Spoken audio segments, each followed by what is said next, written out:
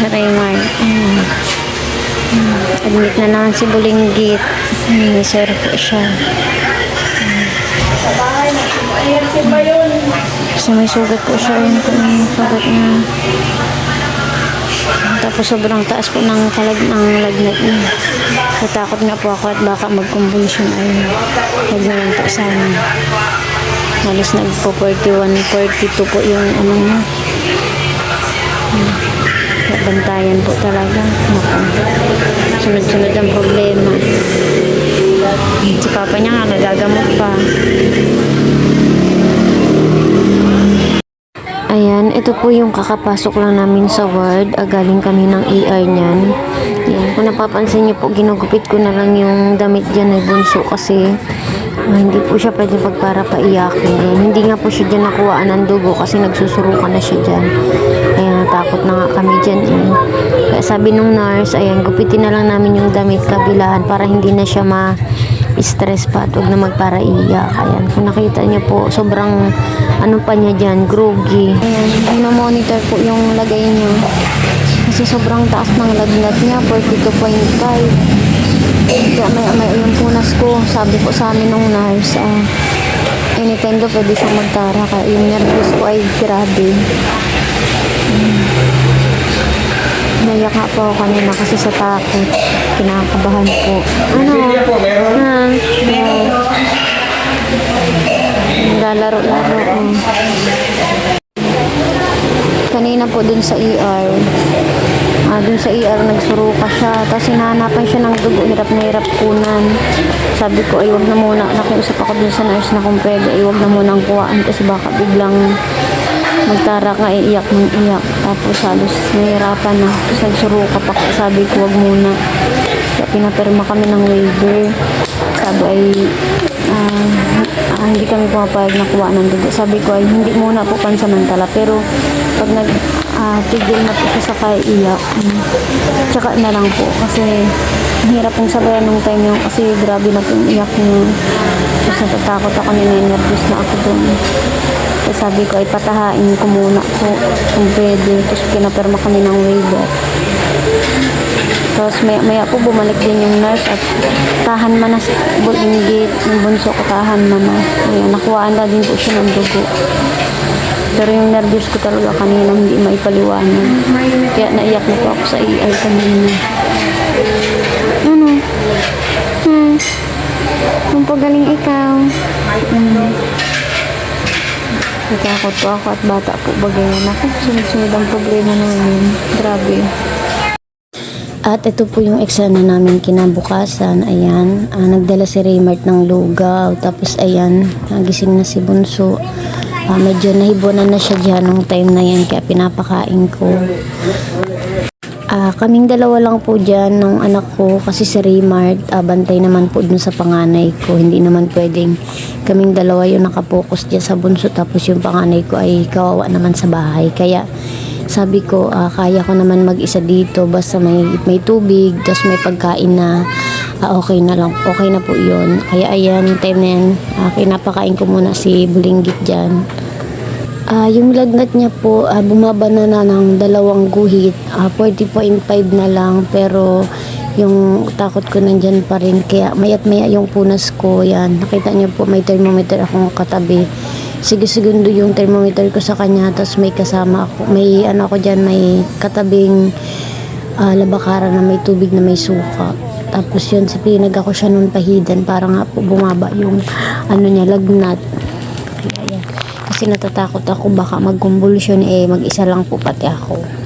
Yung lagnat niya po, kaya sobrang taas kasi galing dun sa sugat niya sa paa. Ayan, kung napapansin niyo po yung sugat niya, sobrang maga po niyan. Maga po yung paa niya niyan. Tapos, may kulani na siya dito sa may singit niya. Kaya, sobrang taas po nung lagnat niya nung time na yan. Tapos, namumula na siya dyan. Yung pisngi niya namumula na sobra. Tapos, yung sugat niya, siguro ay sobrang sakit naman po. Kaya, iyak siya ng iyak nung time na dinala namin siya sa ospital. Ayan, kung napapansin niyo po parang malana-lana na yung ano niya, sugat niya kasi binigyan kami dyan ng ointment na pampahid para pampawi daw sa sakit. Ayan, buti nga po at nakakakain na. Pero ano pa rin po bantayan kasi yung lagnat po niya dyan ay hindi pa rin bumababa sa normal. Sabi po kasi nung nurse, 37.8 yung ay 37.7 yung pinaka normal. Pag nag 37.8 may sinat. Yung thermometer po niya dyan is 39.9 pa rin. Kaya sige lang ako ng sige ng punas, tapos yung kilikili niya nilalagyan ko ng basang bulak para higupin yung init. At mahirap po kapag nag-convulsion ang bata. Maraming cause ang pwedeng dumapo, katulad po ni Bombay. Si Bombay po nag-umpisa po yung kanyang atake, yung kanyang epilepsy dahil po sa convulsion nung baby pa siya. 5 months old pa lang po si Bombay. Yung lagnat niya umakyat sa ulo, naka-confine po siya nung time na yun. Tapos 48 hours po siyang nakatarak lang. Tapos ayun, nilapatan siya ng gamot.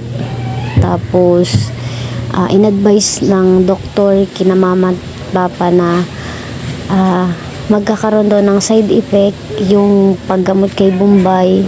Kasi nag 50-50 na po siya nun sa ospital. Magkakaroon po ng side effect pagdating ng panahon. Tapos 11 years old, ayun na nga po, lumabas na yung 11 years old si Bombay, lumabas na nga po yung side effect. Ayan, nagkaroon na siya ng epileptic. Siguro yun na yung sinasabi ng doktor nung baby pa siya, na magkakaroon siya ng side effect, na dapat maging ready kung ano man yun.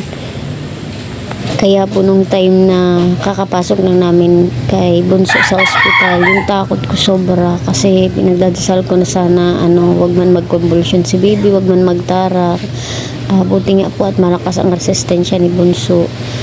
Ayan, sobrang takot ko po noon. Yung laman ko ay nanginginig na, tapos yung luha ko talagang bumagsak na, talagang napaiyak na ako nung time na yun sa sobrang takot at kaba. Sabi ni Remote, huwag akong magpara-iyak. Buti nga po at malakas ang resistensya ni Bunso. Ayun, salamat din po sa Panginoon at hindi niya pinabayaan yung anak ko. Ayan, naka-recover naman po siya. At nagpapasalamat din po ako ng sobra sa lahat ng mga tumulong sa amin, kay Tita Esther, kay Ate Jenny, sa lahat po ng nag-send sa Gcash. Maraming salamat po. Ayan. At sa lahat din po ng nanonood ng Ate Shana's TV Vlog, sa mga supporters, viewers, ayan, maraming salamat po talaga. Alam niyo, walang-wala kami nung time na yan. Tapos, nagagamot pa sa Raymart. Alam niyo naman po yung sitwasyon namin. Halos kalalabas lang din ni Raymart sa ospital yung time na yan. Tapos, grabe pa yung gustusan. Tapos ito nga, nangyari naman ito, hindi naman namin hinahangad, inaasahan na mangyayari. Pero syempre kailangan solusyonan kasi andyan na yan. Ayan, alangan naman po pabayaan namin. At pagkagabi po, ayan, pumupunta sa Raymart, dumadala siya ng pagkain ng gabihan. Tapos dumadala din siya ng damit na susuotin namin. Tapos kinukuha niya yung mga labahan na ginamit namin. Pumupunta nga po pala siya dyan pag napatulog niya na yung panganay ko. Ayan, tsaka siya pumupunta sa amin. Tapos mga 2 hours, punta din ulit. Umuwi na po ulit siya kasi doon siya natutulog sa panganay ko kasi wala din naman po tutulungan dito sa ospital. At sa isang kama, 2 pasyente. Kaya ang tulog ko ay upo lang.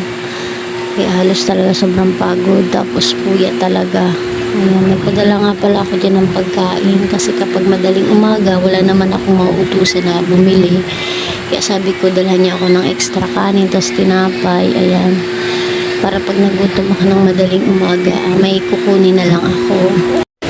Ayan, sa isang higaan po, 2 bata ang nakahiga. Ayan, may katabi kami sa kama. Tapos yung bantay, nakaupo lang. Kaya sobrang hirap po ng namin dito, ang sitwasyon. Kasi ang dami po siya. Bibing, taas pa rin ang lagnat. Ayan po, nagrasyon na po ng pagkain. Ang palaya, isda. Tapos yung hotdog, itlog, almusalan ko po yung kanina. Nilagay ko na lang dyan. Nagrasyon na ng pagkain sa labas. Ayan, kain po. Kain muna ako habang tulog pa ang aking bunso. Sana gumaling na po siya. Kain muna ako at hindi pa po ako na almusal.